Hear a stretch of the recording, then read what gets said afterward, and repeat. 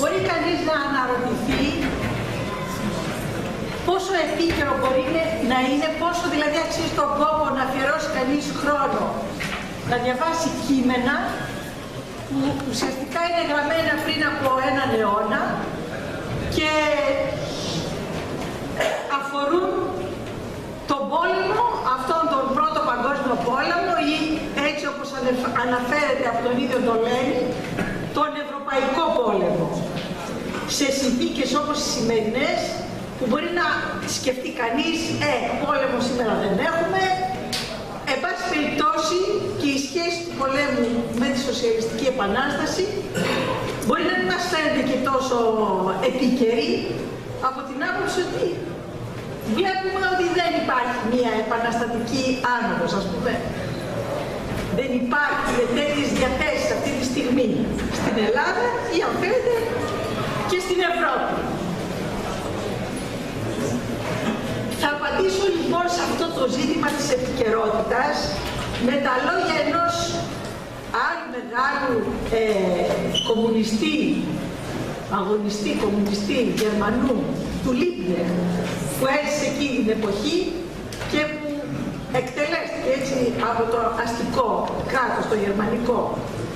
Τι είπε λοιπόν τότε ο Λίμπνερ? Ο πόλεμος είναι ένας παράγοντας που δεν εμφανίζεται καθόλου με την ίδια συχνότητα και περιοδικότητα που εμφανίζεται η σύγκρουση με τον εσωτερικό μιλιταρισμό. Και βέβαια εννοεί εσωτερικό μιλιταρισμό την επιθετικότητα της αστικής τάξης απέναντι στο εργατικό, στο λαϊκό κίνημα. Οι μάζες τον βλέπουν συνήθως σαν ένα απόμακρο και θεωρητικό κίνδυνο. Δεν τον βλέπουν σαν μια ξεκάθαρη εκδήλωση του ταξικού αγώνα και το γεγονός ότι εξαρτάται από ενέργειες ξένων κρατών μας κάνει πιο δύσκολο το να καταλάβουμε τι ακριβώς τρέχει, όχι μόνο σε σχέση με τον ίδιο τον πόλεμο, αλλά και σε σχέση με τις ενέργειες ενάντια σε αυτόν. Είναι λοιπόν το ζήτημα να δούμε τις ενέργειες, να καταλάβουμε τις ενέργειες, να δούμε δηλαδή τι τρέχει και να μπορέσουμε να τις εξηγήσουμε, να βαθύνουμε πάνω σε αυτές τις ενέργειες. Και στις μέρες μας, φίλοι και φίλες, σύντροφοι και συντρόφισσες, δεν είναι έξω από τη ζωή μας ο πόλεμος. Αυτό που συμβαίνει σήμερα στη Συρία είναι πόλεμος. Και δεν είναι μόνο στη Συρία, έτσι. Αλλά λέμε τέλος πάντων αυτό που είναι πιο οξυμένο αυτή τη στιγμή. Η ουσία είναι όμως, σύντροφοι και φίλοι, να καταλάβουμε τι σημαίνει σε σχέση με έναν πόλεμο. Παραδείγματος χάρη, πρόσφατα υπάρχει ντοκουμέντο του Συμβουλίου Υπουργών Εξωτερικών της Ευρωπαϊκής Ένωσης, το οποίο τοποθετείται απέναντι στον πόλεμο της Συρίας, και υποστηρίζει και μάλιστα λέει ότι τάσεται και προοπτικά βλέπουμε την άρση του εμπάρκου στα όπλα, το επίσημο δηλαδή, απέναντι λέει στις επαναστατικές αντικαθεστωτικές δυνάμεις. Είναι έτσι τα πράγματα? Είναι επαναστατικές αυτές οι δυνάμεις που εμφανίζονται και πολεμάνε, ας πούμε, το συγκεκριμένο καθεστώς που υπάρχει στη Συρία? Είναι ένα ζήτημα δηλαδή που πρέπει να το συζητήσουμε.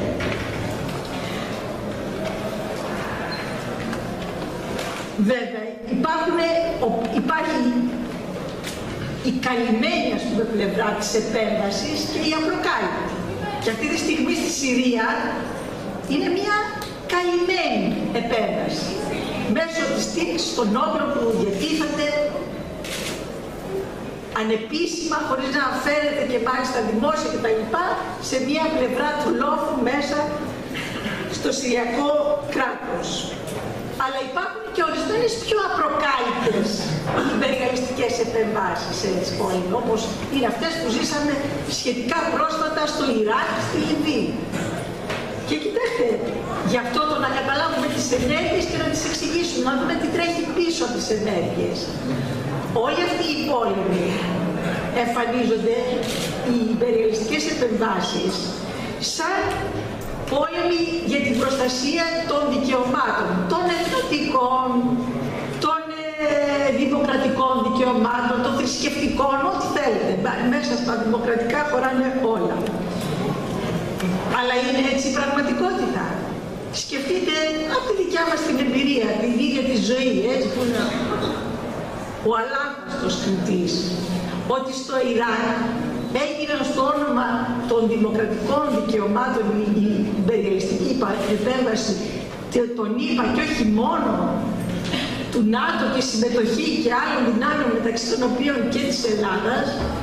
Και κοιτάξτε τι θηριωδίες γίνανε από αυτόν τον στρατό που επιτιάθηκε για να προστατεύσει δίθεν τα δικαιώματα μέσα στο Ιράκ. Και άλλα βέβαια που δεν έχουν φανεί, αλλά λέω τουλάχιστον αυτά που έχουν φανεί μέχρι στιγμής. Άρα δεν είναι μόνο τι εμφανίζεται ως αιτία του πολέμου, ποιες δυνάμεις κάνουν τον πόλεμο, αλλά είναι ποιες είναι οι πραγματικές αιτίες του πολέμου. Και εδώ, αν θέλετε, το ζήτημα αυτό, το να αποκτήσουμε την ικανότητα να δούμε το χαρακτήρα του πολέμου, δηλαδή ποιες δυνάμεις κρύβονται πίσω από τον πόλεμο, τι αντιπροσωπεύουν αυτές οι δυνάμεις, ποιες ταξικές δυνάμεις αντιπροσωπεύονται. Υπάρχει πάρα πολύ συσκότηση, γιατί κοιτάξτε, αυτό ξεκινάει από τότε που είμαστε στα Δρανία. Από το Δημοτικό μέχρι το Πανεπιστήμιο, για όσους πάνε στο Πανεπιστήμιο, και αναπαράγεται και από άλλα μέσα, από τα μέσα μαζικής ενημέρωσης, τα έντυπα, τα ηλεκτρονικά και από οτιδήποτε άλλο. Παραδείγματος χάρη, πώς διδάσκεται συνήθως ο Δεύτερος Παγκόσμιος Πόλεμος? Ούτε λίγο ούτε πολύ σαν προϊόν των ενεργειών, των αποφάσεων, των επιδιώξεων μιας σχιζοειδούς προσωπικότητας, όπως θεωρήθηκε ο Χίτλερ. Αλλά ήταν αυτό? Ή αν θέλετε και άλλοι πόλεμοι πίσω από αυτό? Πώς εμφανίζεται ο πόλεμος, ο Μικρασιατικός πόλεμος και η εμπλοκή της Ελλάδας στον Μικρασιατικό πόλεμο? Ως αποτέλεσμα, έτσι, της βούλησης του Βενιζέλου, ενός ατόμου, που έπραξε ή δεν έπραξε σωστά. Και όχι τι κρύβεται πίσω, ποια τάξη, για ποιο σκοπό και σε ποιες συνθήκες κάνει τον πόλεμο. Το ίδιο μπορούμε να πούμε για πλήθος ιστορικών γεγονότων, που δεν είναι το να δούμε τι κρύβεται πίσω από τα ιστορικά γεγονότα, δεν είναι στενά ζήτημα ιστορίας ή στενό ενδιαφέρον, ας πούμε, αυτών που ασχολούνται με την ιστορική επιστήμη. Αλλά είναι θέμα που καθορίζει τη στάση του εργατικού του λαϊκού κινήματος, δηλαδή που καθορίζει το πώς η λαϊκή πλειοψηφία υπερασπίζεται ή δεν υπερασπίζεται τα δικά της τα δίκαια, τα δικά της τα συμφέροντα σε συνθήκες πολέμου, αν θέλετε να το υπογραμμίσουμε ιδιαίτερα σε συνθήκες πολέμου, που θα δούμε στη συνέχεια τι εκφράζουν οι συνθήκες πολέμου σε αυτό το μεγάλο ζήτημα που λέγεται συσχετισμός ανάμεσα στις τάξεις. Συσχετισμός ανάμεσα στην τάξη που είναι στην εξουσία και στην τάξη που εκμεταλλεύεται η τάξη που είναι στην εξουσία, στην προκειμένη περίπτωση την εργατική τάξη και τα φτωχά τμήματα των μεσαίων στρωμάτων, είτε είναι τμήματα της πόλης είτε της υπαίθρου.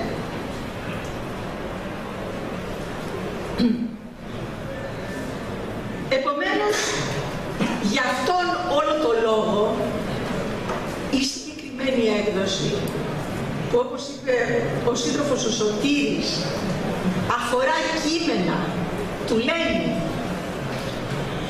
για την περίοδο που ήδη έχει ξεσπάσει ο πρώτος παγκόσμιος πόλεμος, από το 1914 είναι τα κείμενα μέχρι το 17, μέχρι το Μάη του 17.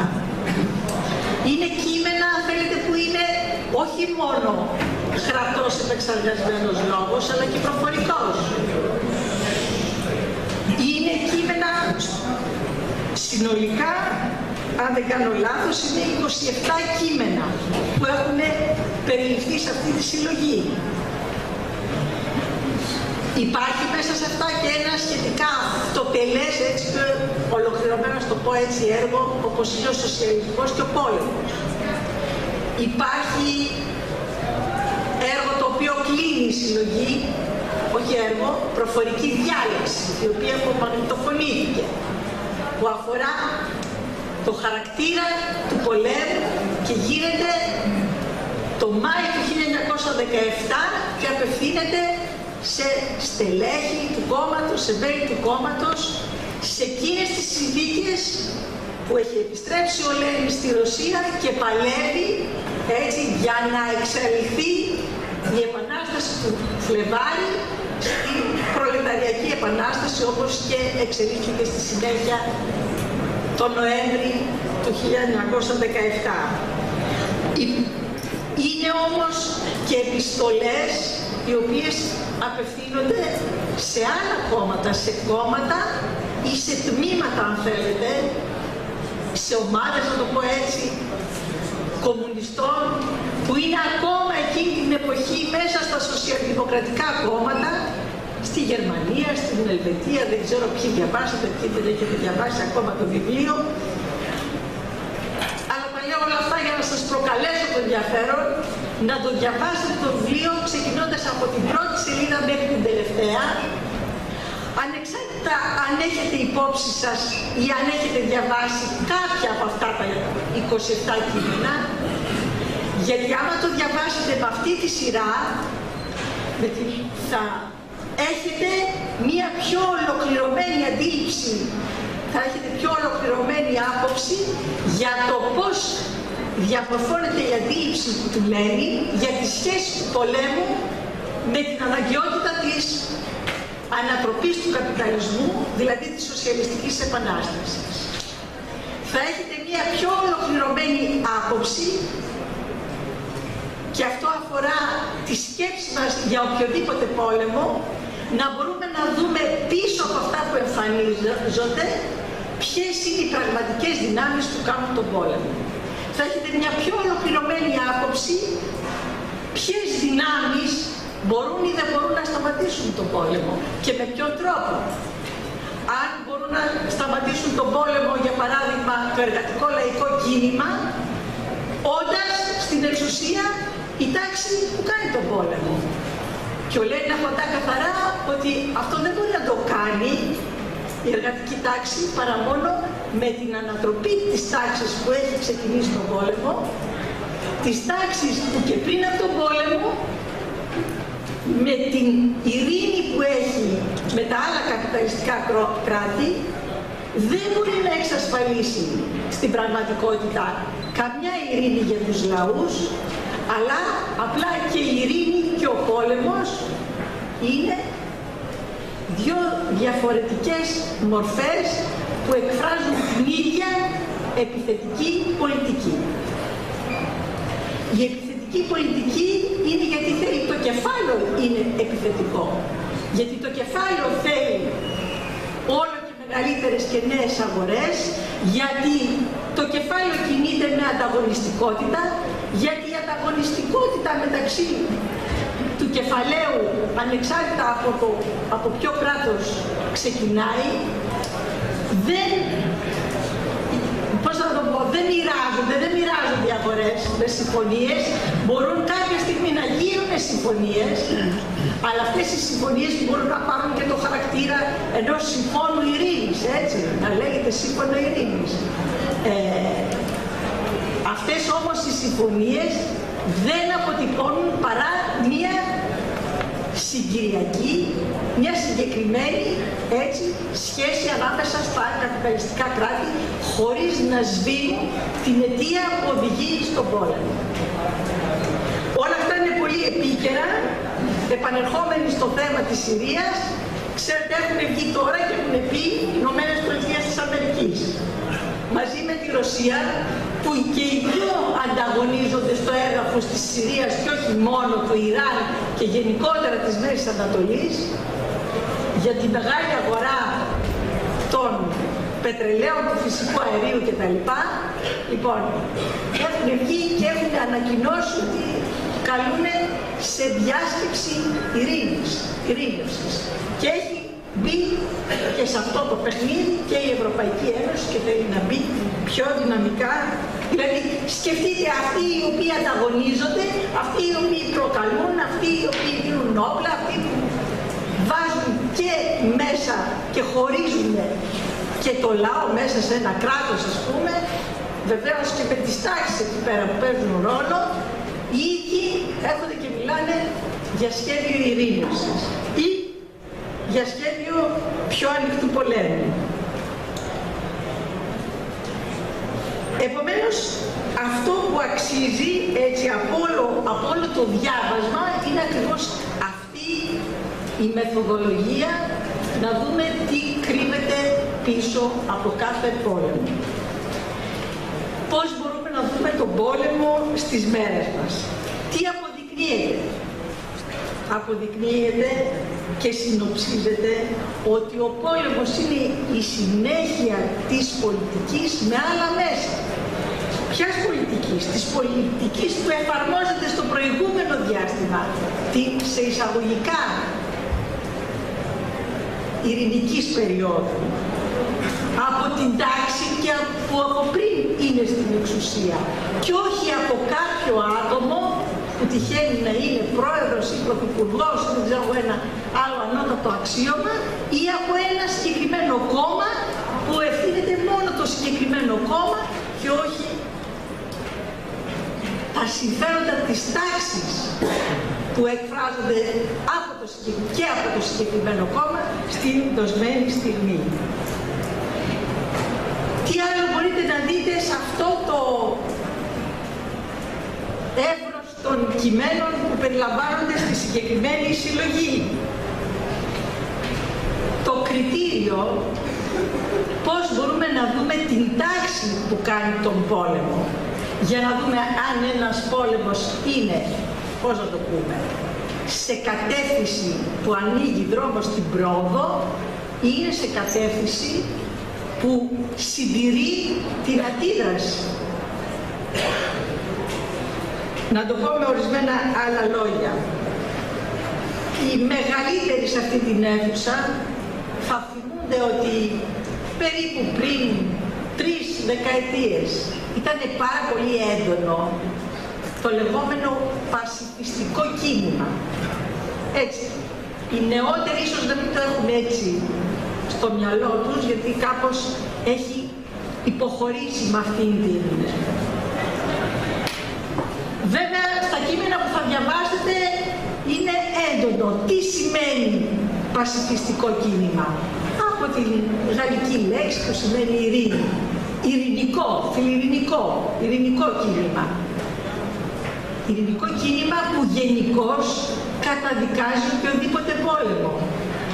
Που γενικά καταδικάζει οποιαδήποτε μορφή βίας. Χωρίς να εξετάζει ποιος πόλεμος, από ποια τάξη, για ποιο σκοπό. Ποια βία, από ποια τάξη, για ποιο σκοπό.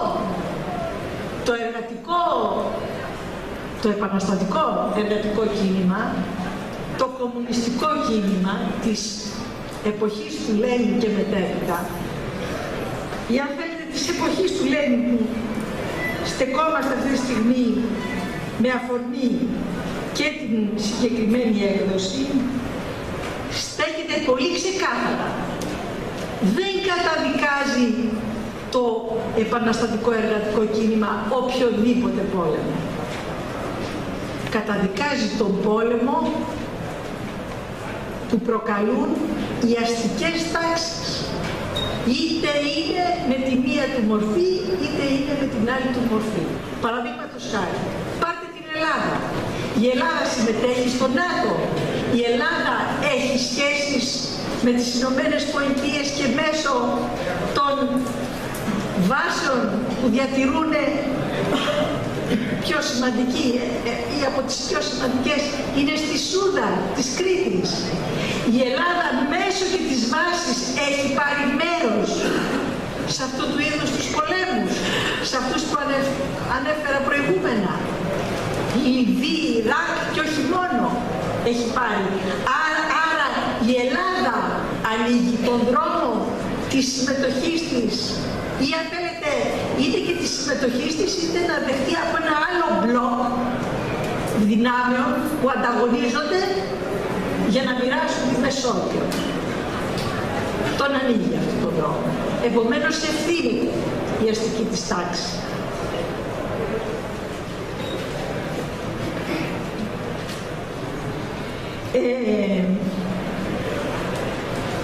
Άλλο ζήτημα. Επομένως αυτό που μας ενδιαφέρει είναι να δούμε ακριβώς ποια είναι η τάξη που κάνει τον πόλεμο, ποια είναι η τάξη που εμπλέκεται στον πόλεμο και η τάξη αυτή σε ποια ιστορική περίοδο βρίσκεται. Είναι σε μια περίοδο η αστική τάξη η οποία ανοίγει τον δρόμο προς την πρόοδο, γιατί μερικές φορές γίνεται η εξής συζήτηση. Ποιος είναι πόλεμος δίκαιος και ποιος είναι πόλεμος άδικος. Ή μπορεί να κάνει μια αστική τάξη ένα δίκαιο πόλεμο. Είναι, το θέτω το ερώτημα και με άλλο τρόπο. Για παράδειγμα, η αστική τάξη, πάτε τι να πω τώρα, ας πάρουμε μια πιο τυπική. Η αστική τάξη της Γαλλίας έκανε πολέμους, συμμετείχε ή έκανε, ή ήταν και η ηγετική δύναμη σε πολέμους που άνοιξαν τον δρόμο προς την πρόοδο. Αυτό έγινε στο τέλος του 18ου αιώνα και μέχρι τα μισά του 19ου αιώνα. Από εκεί και πέρα, αυτή τότε οι πόλεμοι που έκανε ήταν προοδευτικοί. Γιατί ήταν πόλεμοι που στρεφόντουσαν ενάντια στην φεουδαρχική δυναστεία. Από εκεί και πέρα οι πόλεμοι που έκανε δεν ήταν προοδευτικοί, δεν ανοίγανε τον δρόμο προς τα μπρος, συντηρούσαν την αντίδραση. Γιατί πλέον η αστική τάξη είχε περάσει στην εποχή που ήταν προηγούμενα η φεουδαρχική τάξη. Έτσι μπορούμε να δούμε, επομένως, και άλλα κράτη, να δούμε, ξέρω εγώ, και τη συμμετοχή του ελληνικού καπιταλιστικού κράτους σε πολέμους, για να δούμε αν είναι προοδευτική ή όχι και να τοποθετηθούμε. Άλλωστε δεν είναι τυχαίο ότι το κόμμα μας τοποθετήθηκε έτσι αρνητικά στον Μικρασιατικό πόλεμο, στον οποίο συμμετείχε το ελληνικό αστικό κράτος.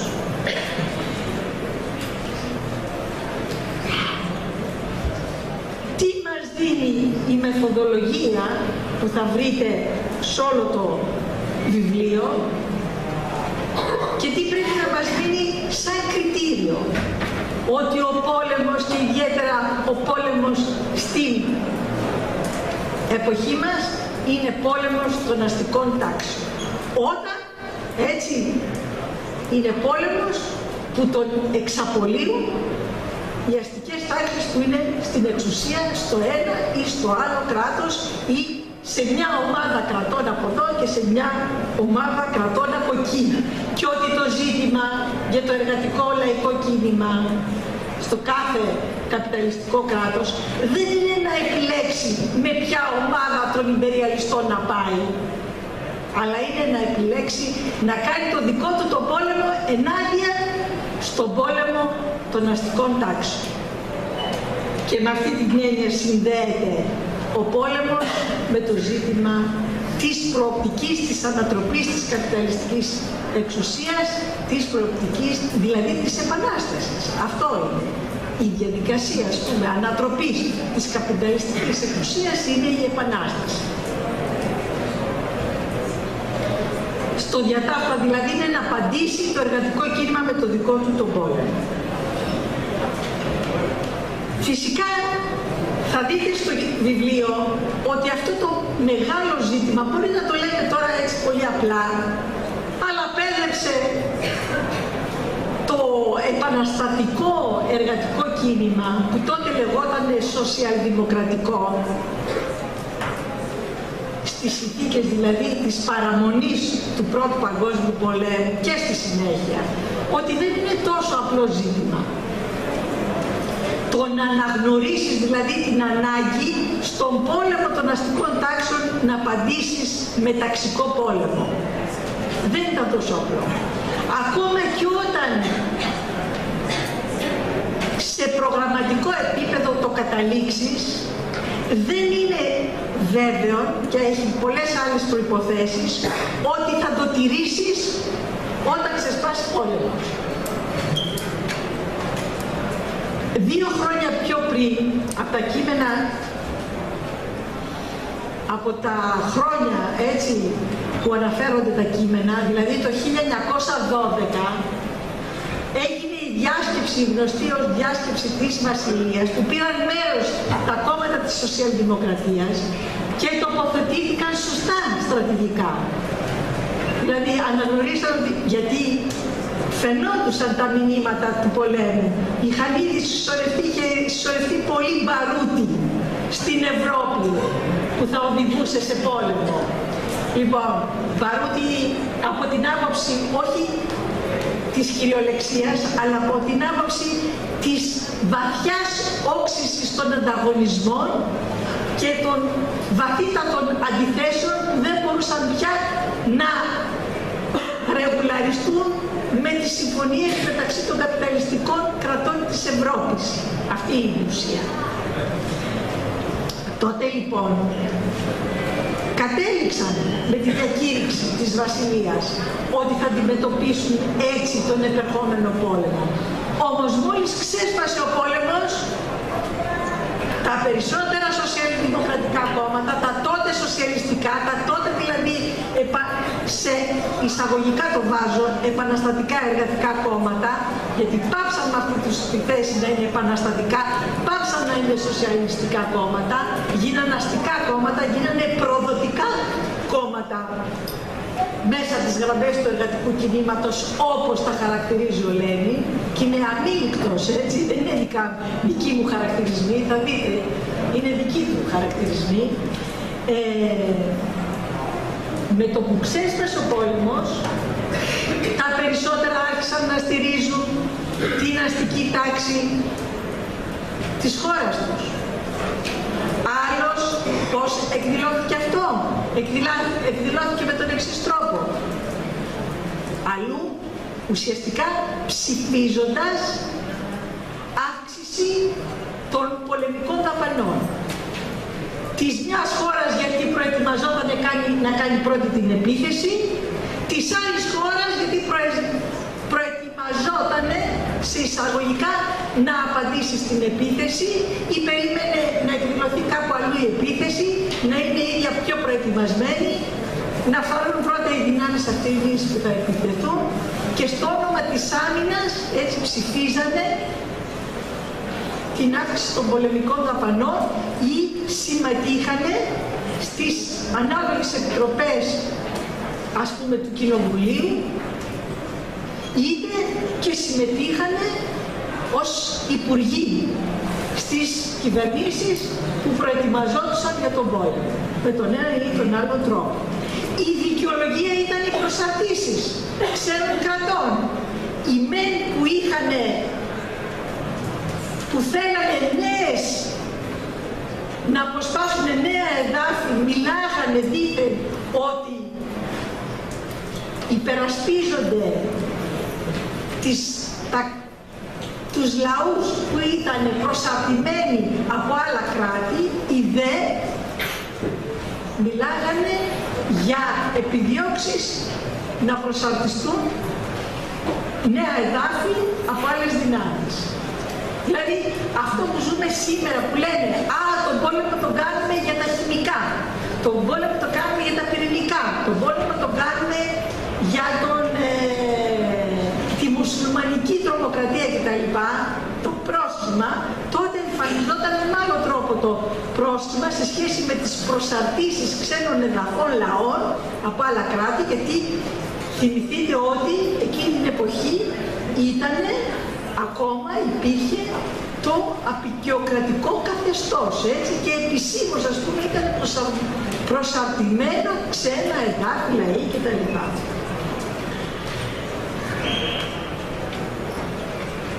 Όταν λοιπόν ξέσπασε ο πόλεμος, να ποια ήταν η στάση προδοσίας, παρόλο που είχαν αποφασίσει ότι δεν θα πάρουν ότι δεν θα στηρίξουν τον πόλεμο των αστικών τάξεων. Τότε λοιπόν ο Λένιν είπε για όλους αυτούς, και θα δείτε πάρα πολύ πλήθος επιστολών, γράμματα εννοώ επιστολές, που έστειλε σε ομάδες και τα λοιπά τέτοιων σοσιαλιστών που πάλευαν με τους προδότες μέσα από τις γραμμές της σοσιαλδημοκρατίας. Θα δείτε ότι ο Λένιν κάνει ένα διαχωρισμό. Μιλάει για αυτούς που είναι ο απροκάλυπτος οπορτουνισμός, που είναι η απροκάλυπτη προδοσία, και για τον συγκαλυμμένο οπορτουνισμό, που τον χαρακτηρίζει ως κέντρο, με τη λογική ότι δεν παίρνει καθαρή θέση απέναντι στον οπορτουνισμό, ώστε να διαχωριστεί το επαναστατικό εργατικό κίνημα, το επαναστατικό, ας πούμε, σοσιαλιστικό κίνημα από τους οπορτουνιστές που το προδώσαν. Αυτό έχει μεγάλη αξία, αγαπητοί φίλοι και σύντροφοι, γιατί πρέπει να σκεφτόμαστε με βάση αυτή τη μεθοδολογία, βέβαια να έχουμε τη μεθοδολογία για να δούμε τα γεγονότα της εποχής μας, των ημερών μας. Ξέρετε, εκεί υπάρχει στη σελίδα 327 μία επιστολή του Λένιν, που πώς μιλάει για το ζήτημα αυτό της στάσης των πραγματικών επαναστατών, των σοσιαλιστών επαναστατών όπως τους ονομάζει, απέναντι στα άλλα κόμματα, αυτά τα κόμματα που σήμερα τα λένε γενικώς αριστερά. Και ξέρετε ότι δεχόμαστε μία επίθεση σήμερα ότι το κόμμα μας δεν έχει καλή πολιτική απέναντι στην αριστερά, που η αριστερά είναι κάτι το πιο ριζοσπαστικό, κάτι πιο ιδεολογικά πολιτικά συγγενικό προς το κομμουνιστικό κόμμα, με την έννοια ότι δίθεν κομμουνιστικό κόμμα και αριστερά, η σοσιαλδημοκρατία ή δεν ξέρω πώς αλλιώς, έχουν κοινές αναφορές στο σοσιαλισμό, έχουν δίθεν κοινές αναφορές απέναντι στην αστική τάξη, το σύστημά της, το κράτος της, τις κρίσεις του και τους πολέμους του. Λοιπόν, ξέρετε πως αμήλικτα, καθαρότατα τοποθετεί το Λένιν και λέει καμιά προσέγγιση με άλλα κόμματα, με κανένα, καμιά εμπιστοσύνη και υποστήριξη στην κυβέρνησή τους κτλ. Και είναι κυβέρνηση τέτοιων κομμάτων, όχι ας το πω έτσι καραμπινάτων, αστικών κομμάτων τύπου Νέας Δημοκρατίας κτλ. Αλλά κυβερνήσεις μικροαστικών κομμάτων, οπορτουνιστικών, με ονόματα σοσιαλιστικά κτλ.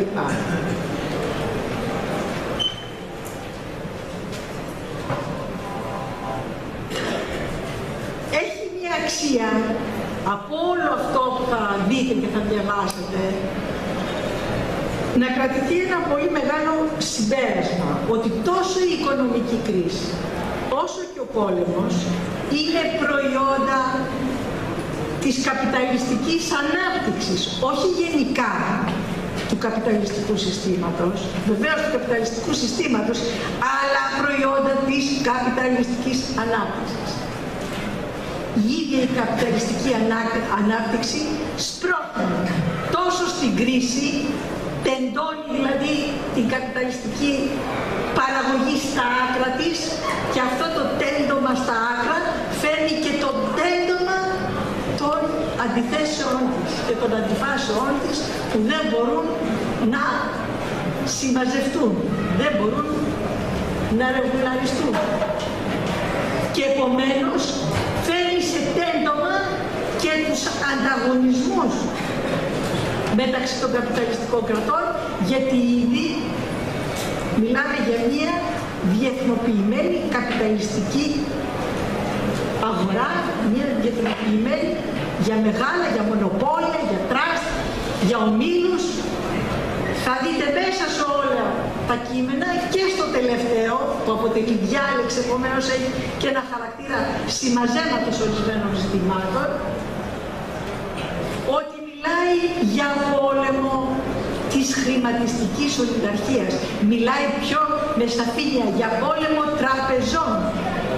Δεν αποσπώνται, έχουν σημασία, αυτά τα υπογραμμίζω, γιατί έχουν σημασία σε σχέση με αυτά που λένε οι οπορτουνιστές σήμερα. Οι οπορτουνιστές δεν λέω γενικά ο ΣΥΡΙΖΑ, που είναι πια ένα κόμμα αστικό σοσιαλδημοκρατικό. Λέω για τις τάσεις μέσα στο ΣΥΡΙΖΑ που εμφανίζονται ως θεματοφύλακες του ΣΥΡΙΖΑ προς τα αριστερά, όπως είναι το αριστερό ρεύμα, με επικεφαλής το Λαφαζάνη. Λέω για αυτούς οι οποίοι κάνουν δίθεν κριτική στο ΣΥΡΙΖΑ από τα αριστερά. Είναι εδώ διάφορα σχήματα, αντασίες, πρωτοβουλίες για το μέτωπο της ανατροπής και της, πώς λέγεται το επόμενο, αλληλεγγύης, και μια σειρά άλλα παραδείγματα, λιγότερο γνωστά, ανάλογα ή περισσότερο κτλ. Αλλά στα πανεπιστήμια χώνουν πιο πολύ την ουρά τους από ό,τι μπορούν να χώσουν μέσα στο ίδιο το εργατικό κίνημα. Αυτές οι δυνάμεις σήμερα τι λένε? Λένε ότι το πρόβλημα με την κρίση στην Ελλάδα είναι πρόβλημα των τραπεζών. Είναι πρόβλημα διάστασης μεταξύ βιομηχανικού κεφαλαίου, δηλαδή βιομηχανικής παραγωγής, και υπερκερδοσκοπίας που υπάρχει μόνο στο τραπεζικό κύκλωμα. Επομένως χρειάζεται μια κυβέρνηση η οποία βεβαίως δεν θα καταργήσει τον καπιταλισμό, αλλά θα δώσει απάντηση και λύση στο θέμα της κρίσης, γιατί θα βάλει φρένο σε αυτή την ασυδοσία του τραπεζικού συστήματος. Αλλά άμα διαβάσουμε σύντομα αυτό, δεν είναι καινούριο φαινόμενο. Δεν είναι φαινόμενο σημερινό. Είναι η εκδήλωση του προβλήματος της καπιταλιστικής ανάπτυξης, της ανάπτυξης που σημαίνει καπιταλιστική βιομηχανική ανάπτυξη, που φτάνει στα άκρα της, και για να φτάσει στα άκρα της έχει ανάγκη να διωγγώσει, να φτάσει αυτό το τραπεζικό σύστημα που κάποια στιγμή παίρνει και αυτές τις αδυσότητες, ας το πούμε έτσι, διαστάσεις, και γίνεται η φούσκα και γίνεται το boom. Έτσι έγινε και με τον Πρώτο Παγκόσμιο, στις συνθήκες εκδήλωσης του Πρώτου Παγκοσμίου Πολέμου, έτσι έγινε και στην δεκαετία, σε ολόκληρη τη δεκαετία, από τις αρχές της του 1930, έτσι έγινε και με την εκδήλωση, δηλαδή σε τελευταία ανάλυση, του Δεύτερου Παγκοσμίου Πολέμου. Έτσι γίνεται και με τους επιμέρους πολέμους που ξεσπάνε σε όλη αυτή τα 60-70 χρόνια που ζούμε μετά τη λήξη του Δεύτερου Παγκοσμίου Πολέμου. Επομένως, επανέρχομαι στο ζήτημα, οικονομική κρίση και πόλεμος είναι αδελφάκια γεννημένα από την καπιταλιστική ανάπτυξη. Βεβαίως εδώ πέρα δεν είναι ένα ζήτημα, μεγάλο ζήτημα, έτσι, ότι όταν λέμε η στάση του εργατικού κινήματος απέναντι στον πόλεμο, δεν είναι ένα απλό ζήτημα. Προϋποθέτει το επαναστατικό εργατικό κίνημα, το κομμουνιστικό κίνημα, δηλαδή το κομμουνιστικό κόμμα, στην Ελλάδα και σε όλον τον καπιταλιστικό κόσμο, να έχει καθαρά αυτά τα ζητήματα από άποψη στρατηγικής, να τα περιλάβει δηλαδή στο πρόγραμμά του,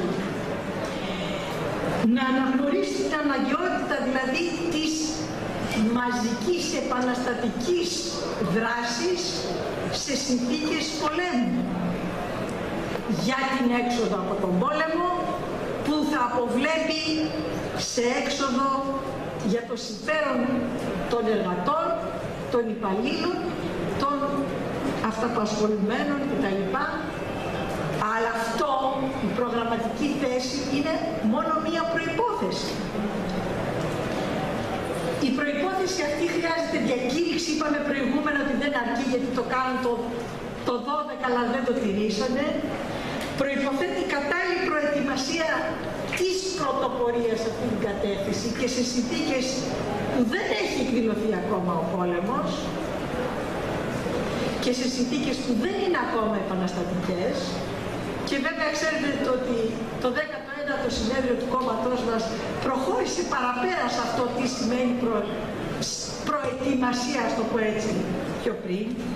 Σημαίνει οργάνωση της επαναστατικής μαζικής δράσης και όχι μόνο της πρωτοπορίας σε συνθήκες ανάλογες, που βεβαίως αυτό είναι ένα μεγάλο πρακτικό ζήτημα που δεν γίνεται, αγαπητοί σύντροφοι και φίλοι, έτσι, στις αίθουσες των συζητήσεων.